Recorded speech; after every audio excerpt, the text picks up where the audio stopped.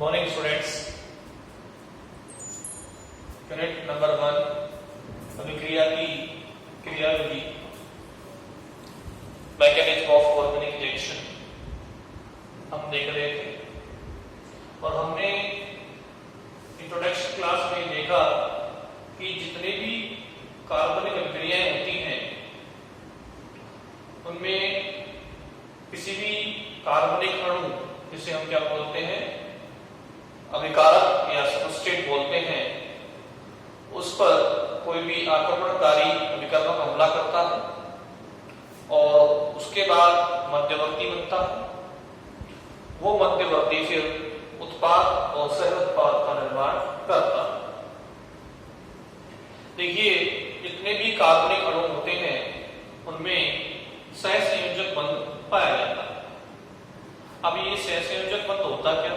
मैंने बताया आपको कि सहसंयोजक बंध दो परमाणुओं के मध्य यदि साझे के इलेक्ट्रॉन युग्म है तो उस बंध को हम बोलेंगे सहसंयोजक बंध।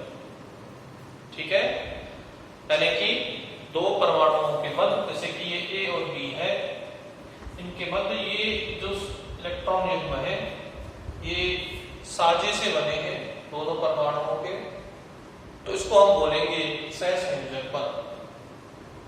अब देखिए, रासायनिक क्रियाओं में क्या होता है, पुराने बंध टूटते हैं और नए बंध बनते हैं। तो अभिक्रिया के लिए बंध का विदलन जरूरी है, तो हमने स्टार्ट किया बंध विदलन। देखिए, बंध विदलन दो प्रकार का होता है। पहला था समान स्विदलन और दूसरा था असमान स्विदलन। ठीक है, पहला तो था समान स्विदलन और दूसरा विषमान स्विदलन भी बोल सकते हैं इसको। समान स्विदलन में क्या होता है? समान स्विदलन में हमने देखा कि बंधित इलेक्ट्रॉन युग्म का ये हमारा क्या था, सबसे पहले समान स्विदलन। समान स्विदलन में हमने देखा था कि बंधित इलेक्ट्रॉन युग्म का, ये मान लीजिए ये बंधित इलेक्ट्रॉन युग्म है दो क्लोरीन परमाणुओं के मध्य में, इसका या तो सूर्य के प्रकाश या उच्च ताप पर जब विघटन होगा तो इस बंधित इलेक्ट्रॉन युग्म का बंधित परमाणुओं पर समान वितरण होता है। एक इलेक्ट्रॉन इस परमाणु पर, एक इलेक्ट्रॉन इस परमाणु पर। हमें क्या मिल जाएंगे? दो मुक्त मूलक मिल जाएंगे। तो समान स्विदलन में बंधित इलेक्ट्रॉन युग्म का बंधित परमाणुओं पर समान वितरण होता है, इसे हम बोलेंगे समान स्विदलन। और ये कब होता है? सूर्य के प्रकाश या उच्च ताप पर होता है। इससे हमें एक क्रियाशील और उदासीन मध्यवर्ती मिलता है जिसे हम बोलते हैं मुक्त मूलक। क्या बोलते हैं इसे? हम मुक्त मूलक बोलते हैं। ठीक है, समान स्विदलन के बाद फिर हमने बताया आपको विदलन का दूसरा प्रकार, वो था विषमान स्विदलन। वो कौन सा था? विषमान स्विदलन। विषमान स्विदलन के बारे में मैंने आपको ये बताया। अगला कौन सा था? विषमान स्विदलन। विषमान स्विदलन में जो साझे के बंधित इलेक्ट्रॉन युग्म है उनका यदि एक ही परमाणु की ओर पूर्ण स्थानांतर हो तो हम उसको बोलेंगे विषमान स्विदलन। जैसे कि ये A और B के बीच बंध है, इसका हम क्या कराएं? विखंडन कराएं। तो देखिए, ये बंधी युग्म के जो इलेक्ट्रॉन है वो एक ही परमाणु की ओर जा रहे हैं, B की ओर जा रहे हैं। तो A पे क्या आ जाएगा? धनावेश, और B पे क्या आ जाएगा? ऋणावेश। ठीक है, तो इस बंधित इलेक्ट्रॉन युग्म का एक ही परमाणु की ओर विस्थापन हो गया, इसे हम बोलेंगे विषमान स्विदलन। जिससे एक परमाणु पे आ गया धनावेश और दूसरे पे क्या आ गया? ऋणावेश। एग्जाम्पल देखो, ये हमारा है alkyl halide, Maithil bromide CH3Br। अब आपको पता है Br की विलक्षणता कार्बन से ज्यादा है, तो ये Br इस बंधित इलेक्ट्रॉन को अपनी ओर खींचेगा, जिससे क्या होगा, इस कार्बन पे क्या आ जाएगा, कार्बन से इलेक्ट्रॉन ले ब्रोमीन की ओर, तो कार्बन पे क्या आ जाएगा, धनावेश। कार्बन पे जब धनावेश आता है तो उसको क्या बोलते हैं, कार्बोकैटायन या कार्ब धनायन। क्या बन जाएंगे, कार्बोकैटायन या कार्ब धनायन। और बाहर क्या निकल जाएगा, Br-। ठीक है, तो विस्मांस विदलन से क्या बनते हैं, कार्बोकैटायन बन सकते हैं या कार्ब ऋणायन बन सकते हैं। ठीक है, कार्बोकैटायन कैसे बने, जैसे कि मेथिल ब्रोमाइड में ब्रोमीन की विलक्षणता कार्बन से अधिक है, इसलिए ये बंधित इलेक्ट्रॉन जो Br की ओर जाएंगे और हमें क्या मिल जाएगा, ये कार्बोकैटायन मिल जाएगा। तो विस्मांस बंध विलयन में आप लिखिए इसकी परिभाषा, इस प्रकार के बंध विलयन में, इस प्रकार के बंध विलयन में साझे के इलेक्ट्रॉन युग्म, साझे के इलेक्ट्रॉन युग्म बंध से जुड़े केवल एक परमाणु को, बंध से जुड़े केवल एक परमाणु को प्राप्त होते हैं। बंध से जुड़े केवल एक परमाणु को प्राप्त होते हैं।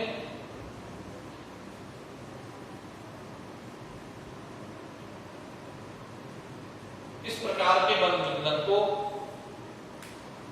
इस प्रकार के बंध विलयन को विस्मांस विलयन कहते हैं।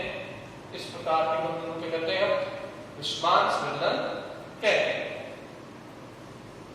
अब देखिए विस्मांस विलयन से क्या मिलेंगे, धनायन और ऋणायन। देखिए B को इलेक्ट्रॉन मिले हैं तो B पे तो क्या आ जाएगा, ऋणावेश, और A से इलेक्ट्रॉन गए B की ओर तो A पे क्या आ जाएगा, धनावेश। तो हमें धनावेशित मध्यवर्ती या फिर ऋणावेशित मध्यवर्ती प्राप्त होता है। यदि ये धनावेशित कार्बन है तो क्या बन जाएंगे, कार्बोकैटायन। यदि ये ऋणावेशित कार्बन है तो यहाँ क्या मिल जाएंगे आपको, कार्ब एनायन या कार्ब ऋणायन। ठीक है, फिर इनका आप एग्जाम्पल लिख लीजिए।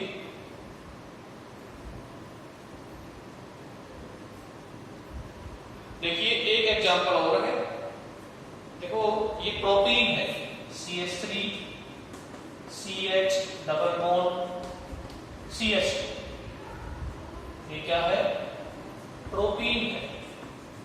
इस प्रोटीन में देखो डबल बॉन्ड की विलक्षणता सिंगल बॉन्ड से ज्यादा होती है, और ये CH3 समूह कैसा है, इलेक्ट्रॉन देने वाला समूह, ये क्या दिखाता है, प्लस आई प्रभाव दिखाता है। तो ये इलेक्ट्रॉन यहां से यहां जाएंगे, जिससे क्या होगा, इस कार्बन पे आएगा धनावेश और इस कार्बन पे आ जाएगा ऋणावेश। क्या मिल जाएगा आपको, CH3 CH पे पॉजिटिव और ये CH2 माइनस। ये कुछ ही समय पर आपको भी, अब देखो इस पे धनावेश भी है और ऋणावेश भी है, तो इसे हम क्या बोलेंगे, द्विध्रुव। तो हमें क्या प्राप्त होगा, द्विध्रुव प्राप्त होगा, क्योंकि इस पे धनावेश भी है कार्बन पे और ऋणावेश भी है। तो ये भी कहलाएगा विस्मांस विलयन, क्योंकि इलेक्ट्रॉन इस कार्बन की ओर शिफ्ट हो रहे हैं। तो ये सभी क्या है, विस्मांस विलयन के एग्जाम्पल्स। आप इन्हें नोट कीजिए।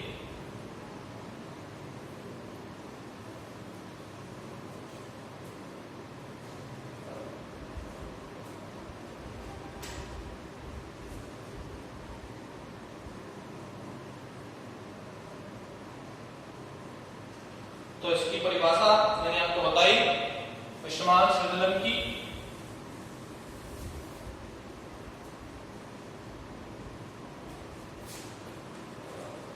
विस्मांस विलयन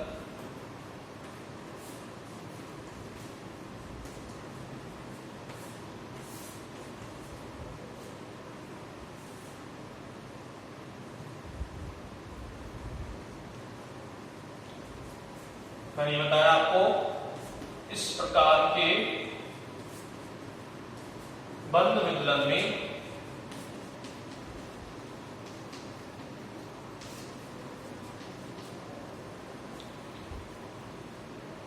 साजे के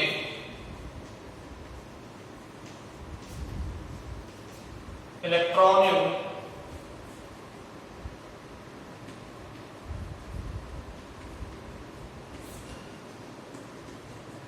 केवल एक बंधित परमाणु को प्राप्त होते हैं, केवल एक परमाणु को प्राप्त होते हैं। ठीक है, इस तरीके से ये परिभाषा और फिर ये उसके एग्जाम्पल्स इस तरीके से लिखेंगे। ठीक है, इस के में आप लिखेंगे क्वेश्चन है 2 नंबर का कि भाई विषमांश वितरण को समझाइए, तो पहले परिभाषा और फिर उसके ये एग्जाम्पल्स आप लिखेंगे।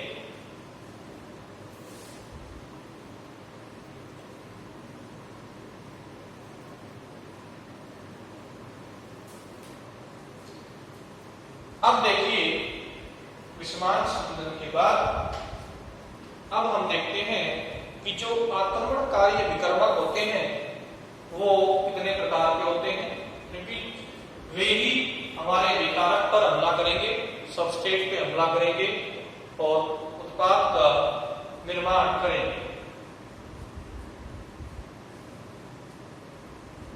तो अगला टॉपिक है अभिकर्मकों के प्रकार।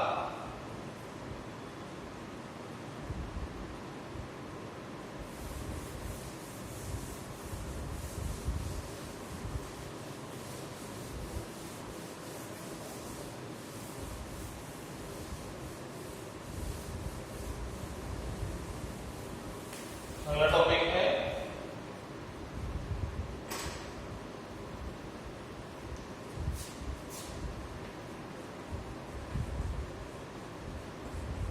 अभिकर्मकों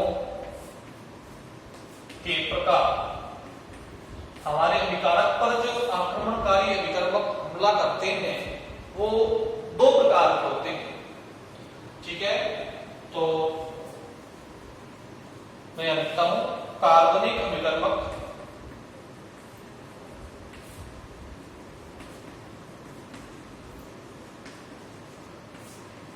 दो प्रकार के होते हैं।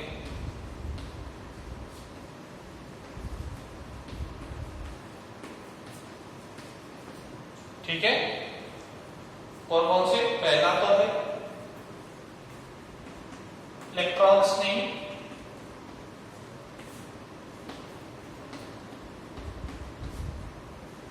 और दूसरा है नाभिक स्नेही।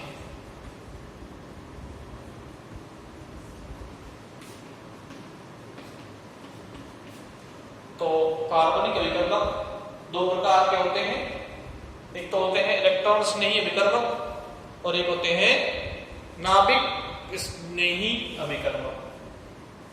तो इसे नोट करें और लिखें कि कार्बनिक अभिकर्मक 2 प्रकार के होंगे, एक तो होगा इलेक्ट्रॉन स्नेही और दूसरा कौन सा होगा? नाभिक स्नेही अभिकर्मक। अब देखिए नाम से पता लग रहा है इलेक्ट्रॉन स्नेही यानी कि इलेक्ट्रॉन को स्नेही करने वाले, और नाभिक स्नेही नाभिक को स्नेह करने वाले। तो सबसे पहले हम देखेंगे इलेक्ट्रॉन स्नेही अभिकर्मक के बारे में। सबसे पहले किसके बारे में देखेंगे? इलेक्ट्रॉन स्नेही अभिकर्मक, जिसे हम बोलते हैं इंग्लिश में इलेक्ट्रोफाइल। क्या बोलते हैं इसे? इलेक्ट्रोफाइल। देखिए वे अणु या आयन जिन पर इलेक्ट्रॉनों की कमी हो, जिन पर इलेक्ट्रॉन घनत्व कम हो, ठीक है, वो कहलाते हैं इलेक्ट्रॉन स्नेही। अब ये अणु या आयन कौन कौन से हो सकते हैं? कोई भी धनावेशित परमाणु या अणु कहलाएगा इलेक्ट्रॉन स्नेही। कोई भी ऐसा परमाणु या अणु जिसका अष्टक अपूर्ण हो वो भी कहलाएगा क्या, इलेक्ट्रॉन स्नेही। देखिए ये BF3 है, इसके संयोजी कोष में 2, 2, 4 और 6 इलेक्ट्रॉन है, इसका अष्टक अपूर्ण है, तो ये क्या कहलाएगा, इलेक्ट्रॉन स्नेही कहलाएगा, क्योंकि इसको 2 इलेक्ट्रॉनों की आवश्यकता है अपना अष्टक पूर्ण करने के लिए। तो कोई भी परमाणु या अणु जिसके पास इलेक्ट्रॉन घनत्व कम हो या इलेक्ट्रॉन न्यूनता हो वो कहलाएंगे इलेक्ट्रॉन स्नेही। और ये हमला कहां पर करते हैं, ये हमला उस स्थान पर करते हैं जहां पर इलेक्ट्रॉन घनत्व अधिक हो। ठीक है, कुत्तों कैसे होते हैं, इलेक्ट्रॉन न्यून, और हमला कहां पर करते हैं, जहां पर इलेक्ट्रॉनों की अधिकता। ठीक है, तो इनके एग्जांपल्स कौन कौन सा सकते हैं,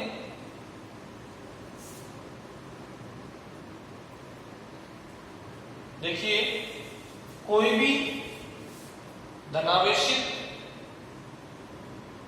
स्पीशीज, नंबर 1 धनावेशित इलेक्ट्रॉन्स में ही, यानी कि कोई भी परमाणु या अणु जिस पर क्या हो, धनावेश हो, वो क्या कहलाएगा, इलेक्ट्रॉन्स में। और इनमें कौन कौन से आएंगे, देखिए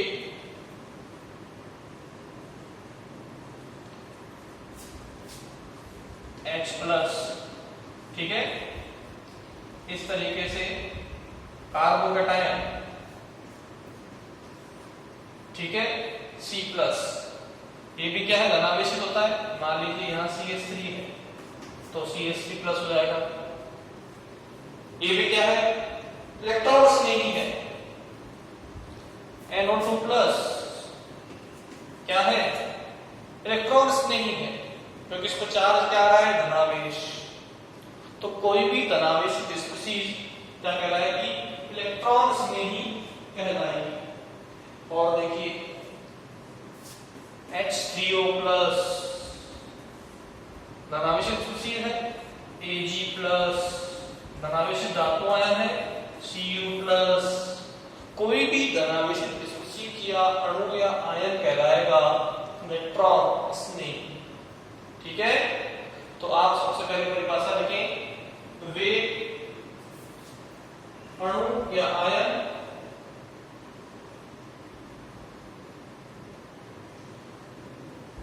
जो इलेक्ट्रॉन न्यून होते हैं,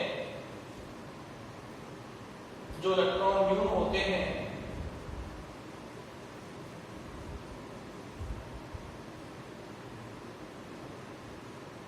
तथा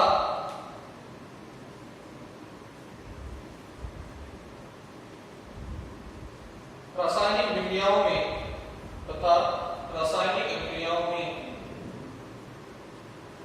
उच्च इलेक्ट्रॉन घनत्व वाले तथा रासायनिक विक्रियाओं में उच्च इलेक्ट्रॉन घनत्व वाले केंद्रों पर हमला करते हैं, उच्च इलेक्ट्रॉन घनत्व वाले केंद्रों पर आक्रमण करते हैं, इलेक्ट्रॉन स्नेही कहलाते हैं, इलेक्ट्रॉन स्नेही कहलाते हैं।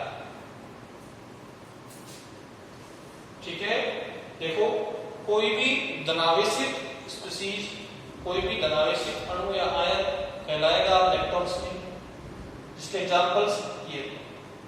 ठीक है, तो लिखिए सबसे पहले धनावेशित इलेक्ट्रॉन स्नेही कौन से होंगे, H+, carbocation CH3+, nitro ion NO2+, hydronium ion H3O+, धातु आयन Ag+, और ये कौन सा है, Cu+। ये क्या हो गए, धनावेशित इलेक्ट्रॉन स्नेही के एग्जांपल हो गए। इसके बाद देखो, धनावेशित के बाद कौन से लिखेंगे हम, उदासीन। तो अब देखते हैं उदासीन इलेक्ट्रोफाइल। तो अगले कौन से हैं, उदासीन इलेक्ट्रॉन स्नेही। इन पर क्या होगा, या तो अपूर्ण अष्टक होगा, जितने भी लुईस अम्ल हैं, कौन से अम्ल, लुईस अम्ल हैं जिनका अष्टक अपूर्ण होता है, जैसे कि BF3 है, ठीक है, ZnCl2 है, ये सभी क्या होंगे, इलेक्ट्रॉन स्नेही विकर्मक होंगे। AnCl3 है, ठीक है। और देखो पाई बंध यौगिक CO2 है, SO2 है, SO3 है, ये सभी क्या होंगे, इलेक्ट्रॉन स्नेही होंगे। इनमें क्या है, अपूर्ण अष्टक है BH3 के अंदर, ठीक है, इधर भी पूर्ण अष्टक है। ये पूर्ण अष्टक वाले जितने भी लोहित अम्ल होंगे वो सारे क्या होंगे, इलेक्ट्रॉन स्नेही और उदासीन प्रवृत्ति के होंगे। CO2 देखो, CO2 ऐसे होता है, अब O की विद्युतता कार्बन से अधिक है तो इलेक्ट्रॉन यहां से यहां जाएंगे, जिससे यहां पर धनावेश आएगा, और इधर भी इलेक्ट्रॉन O की विद्युतता से अधिक है तो इलेक्ट्रॉन भी यहां से यहां जाएंगे, तो इसमें और धनावेश आएगा, तो ये कार्बन पे क्या होगी, इलेक्ट्रॉनों की कमी होगी। इसलिए क्या है, CO2 एक इलेक्ट्रॉन स्नेही है, क्योंकि कार्बन पे इलेक्ट्रॉन घनत्व तो कम है, ठीक है। तो ये सब क्या कहलाएंगे, उदासीन इलेक्ट्रॉन स्नेही कहलाएंगे। इनमें क्या है, अष्टक अपूर्ण है इनका, और बताया था ना आपको BH3 के अंदर केवल क्या है, 6 संयोजी इलेक्ट्रॉन है, तो अपूर्ण अष्टक वाले स्पीशीज भी क्या होंगे, उदासीन इलेक्ट्रॉन स्नेही कहलाएंगे, लोहित अम्ल जो होते हैं। और पाइबंध यौगिक जैसे कि CO2 है, SO2 है, SO3 है, इन सभी में भी क्या होता है, कार्बन पे इलेक्ट्रॉन घनत्व तो कम होता है, इसलिए भी क्या होंगे, इलेक्ट्रॉन स्नेही होंगे। तो या तो कोई भी धनावेशित अणु या आयन इलेक्ट्रॉन स्नेही हो सकता है, या फिर कोई अपूर्ण अष्टक वाला लोहित अम्ल इलेक्ट्रॉन स्नेही हो सकता है, जो कि उदासीन इलेक्ट्रॉन स्नेही के अंदर आएगा, जैसे कि BF3 है, ZnCl2 है, AnCl3 है। और पाइबंध यौगिक जैसे कि CO2 है, SO2 है, SO3 है, ये भी किसमें आएंगे, उदासीन इलेक्ट्रॉन स्नेही में आएंगे। आप इसे नोट कीजिए, इसके बाद नाभिक स्नेही देखते हैं।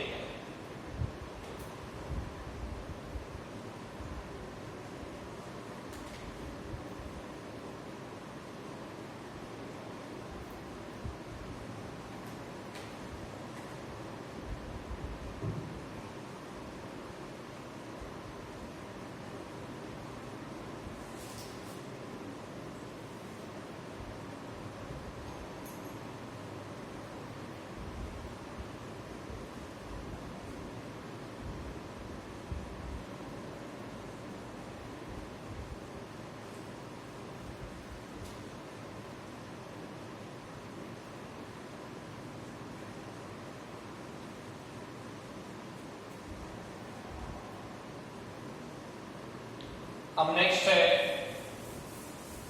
अगला विकर्मक, वो है नाभिक स्नेही।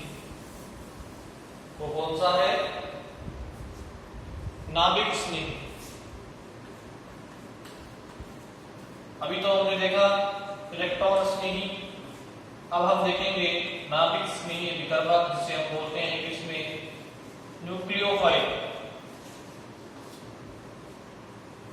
देखिए नाम से पता लग रहा है नाभिक स्नेही, नाभिक को स्नेह करने वाले, तो वे अणु या आयन, परिभाषा क्या होगी इसकी, वे अणु या आयन जिनके पास मुक्त इलेक्ट्रॉन युग्म हो, जिनके पास मुक्त इलेक्ट्रॉन युग्म या पाई बंध, जो मुक्त इलेक्ट्रॉन युग्म या पाई बंध युक्त होते हैं, नाभिक स्नेही कहलाते हैं। क्या कहलाते हैं, नाभिक स्नेही अभिकर्मक कहलाते हैं।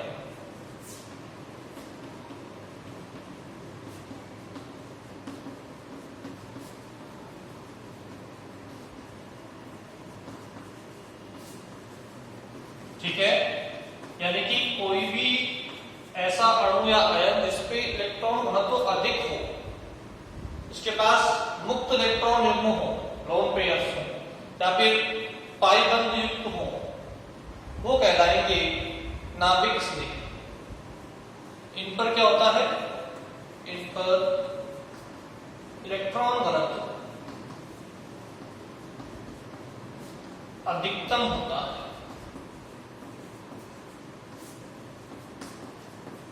ठीक है, और ये आक्रमण कहां करेंगे, किसी भी इलेक्ट्रॉन स्नेही केंद्र पर ये आक्रमण करते हैं। देखो, कम इलेक्ट्रॉन घनत्व वाले केंद्र पर ये आक्रमण करते हैं। यानी कि किस पर आक्रमण करेंगे, इलेक्ट्रॉन स्नेही केंद्र पर, जो कि कैसा होता है, कम इलेक्ट्रॉन घनत्व वाला होता है, वहां पर ये आक्रमण करते हैं। ठीक है, तो वे अणु या आयन जिनके पास क्या हो, मुक्त इलेक्ट्रॉन युग्म हो या पाई बंध हो, जिन पर इलेक्ट्रॉन घनत्व अधिक हो, कहलाएंगे नाभिक स्नेही। ये आक्रमण कहां करेंगे, इलेक्ट्रॉन घनत्व, कम इलेक्ट्रॉन घनत्व वाले केंद्र पर, जिसे क्या बोलते हैं, इलेक्ट्रॉन स्नेही केंद्र पर ये आक्रमण करते हैं। अब देखिए, इसमें कौन से एग्जाम्पल आएंगे, जितने भी एकाकी इलेक्ट्रॉन युग्म यौगिक हैं या अणु हैं, वो सभी क्या होंगे, नाभिक स्नेही।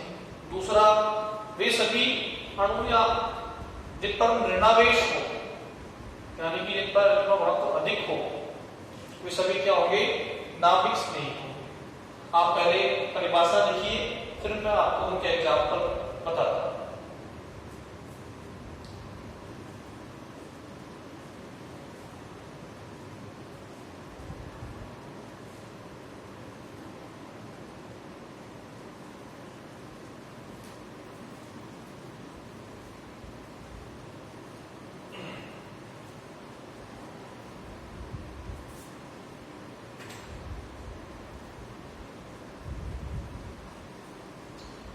तो वे अणु या आयन जिनके पास मुक्त इलेक्ट्रॉन युग्म हो या फिर पाई बंध हो, नाभिक स्नेही कहलाते हैं।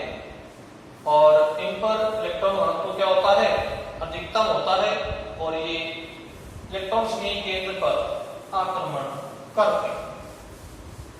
अब हम देखेंगे इनके एग्जाम्पल।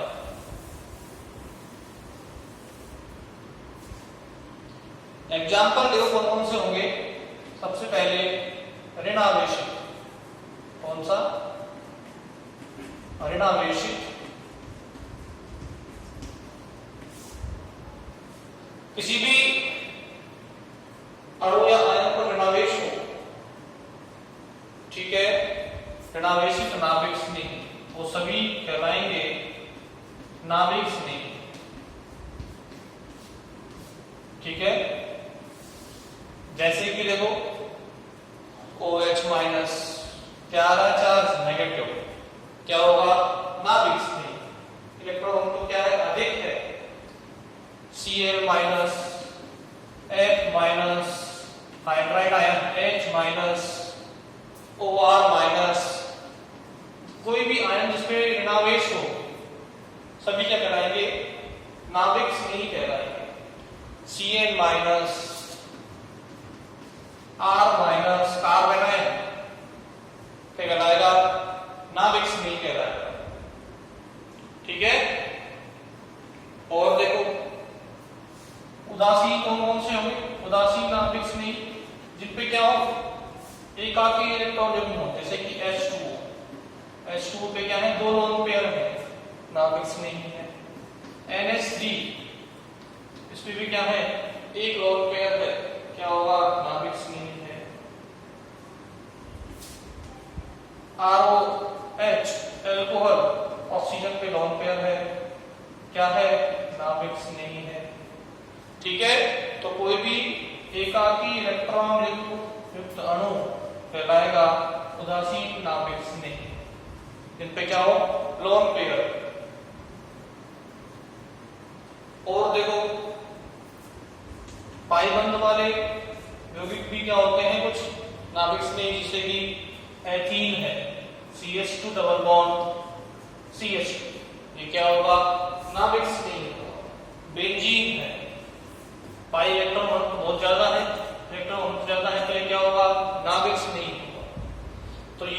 क्या है? नाभिक स्नेही के एग्जाम्पल है, कोई भी ऋणावेशित आयन कहलाएगा नाभिक स्नेही, कोई भी एकाकी इलेक्ट्रॉन युग्म युक्त उदासीन अणु कहलाएगा नाभिक स्नेही, कोई भी पाइबंद युक्त यौगिक इस प्रकार के कहलाएगा नाभिक स्नेही। ठीक है, तो ये क्या है? नाभिक स्नेही के एग्जाम्पल्स, आप इन्हें नोट कीजिए।